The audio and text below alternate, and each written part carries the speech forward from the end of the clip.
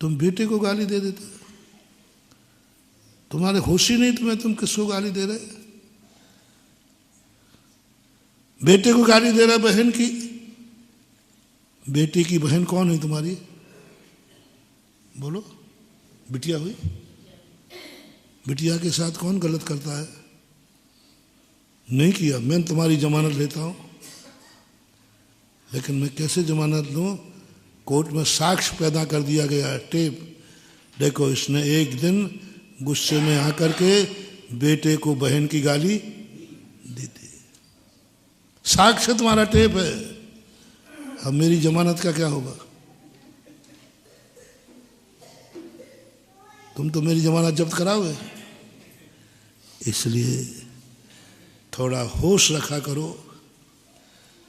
मन तो तुम्हारा पवित्र है, काया भी पवित्र है, वचन पे भी थोड़ा कंट्रोल किया करो।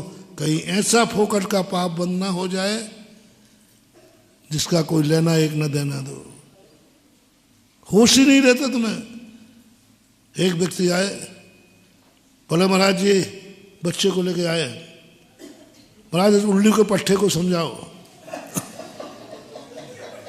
अब मैंने कहा उल्लू का पट्टा है? महाराज बिल्कुल उल्लू का पट्टा है।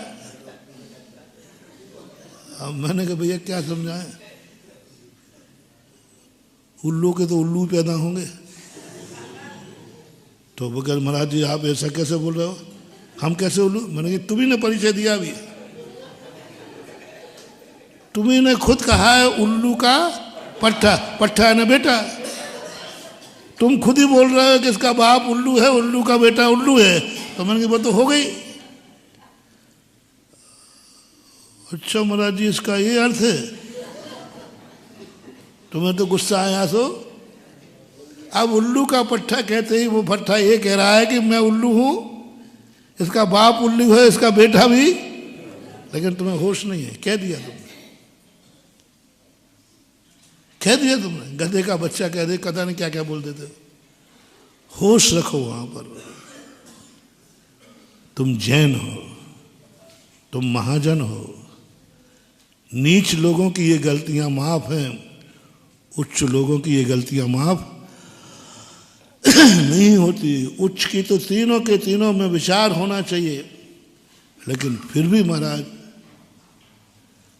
महाराज हो गई, कुछ ना कुछ तो होगा। तो जैनाचार्यों ने दूसरा मार्ग बताया। कोई बात नहीं, गंदे यदि होते ही हो तो फिर स्नान की व्यवस्था करो। या तो गंदे, और यदि हुए हो तो फिर गंदे होने के पहले सोच लो स्नान की व्यवस्था है कि नहीं। वो पहले व्यवस्था करो, वो पहले व्यवस्था करो स्नान की। तब फिर जाओ, गंदे होके जाओगे कोई बात नहीं, आके स्नान कर लेना। प्रातःकाल क्यों मंदिर भेजा जाता है? इसलिए भेजा जाता है कि तू पाप करने जा रहा है, आरंभ परिग्रह करने जा रहा है। कुछ भी हो सकता है। घर से बाहर निकलते ही कुछ भी तुम नहीं करोगे, सामने वाला कर देगा। तुम एक्सीडेंट नहीं करोगे, सामने वाला टक्कर दे देगा। तुम गलत नहीं करोगे, सामने वाला तुम्हारे साथ गलत कर देगा। घर से निकलते ही कुछ भी हो सकता है। तो कहा प्रातःकाल जाओ, पुण्य कमा के जाओ, पुण्य कमा के जाओ। गंदे नाली साफ करने के पहले शुद्ध पानी में बाल्टी भर के जाओ, जिससे तुम नहा सको। इतना पुण्य कमा के जाओ कि कम से कम तुम वहां गंदगी करोगे, कुछ करना भी पड़ा तो वो साफ हो जाएगा। देव दर्शन मंदिर आदि से ये धर्म नहीं है, ये तुम्हारे गंदगी का प्रक्षालन है। हम दो धर्म बता रहे हैं। एक धर्म वह है जो हमारी अशुद्धि को शुद्ध करता है, और एक धर्म वह है जो शुद्ध था, शुद्ध है और शुद्ध, उसमें कोई विकल्प ही नहीं आता। हम लोगों का मार्ग शुद्धि का मार्ग है, कोई अशुद्धि का है ही नहीं। आप लोगों के लिए तो पुण्य करना आपको जरूरी है। कुछ लोग जो हैं इतनी गंदगी करते हैं, सारे संसार के कार्य करेंगे लेकिन पुण्य का समय ही नहीं उनके पास। कितने जैनी होंगे जो संसार के सब कार्य करते हैं कि नहीं करते हैं, लेकिन पुण्य कितना करते हैं, मंदिर भी नहीं जाते, अनंत चौदस को भी नहीं जाते होंगे, ऐसे भी जैनी है। क्या होगा इनका? इनका क्या होगा?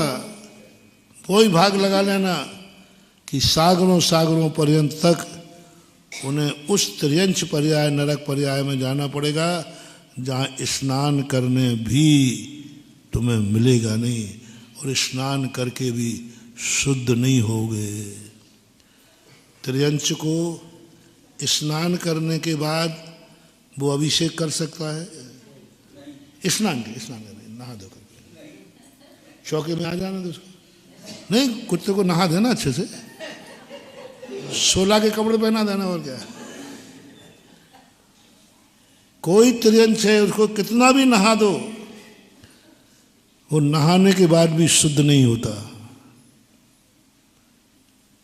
शुद्ध कभी नहीं होता। नहा के भी आएगा, चौके में आएगा, हम अंतराय कर देंगे। नहा के आने के बाद भी वो वेदी को नहीं छूते, वो शुद्ध हो ही नहीं सकता।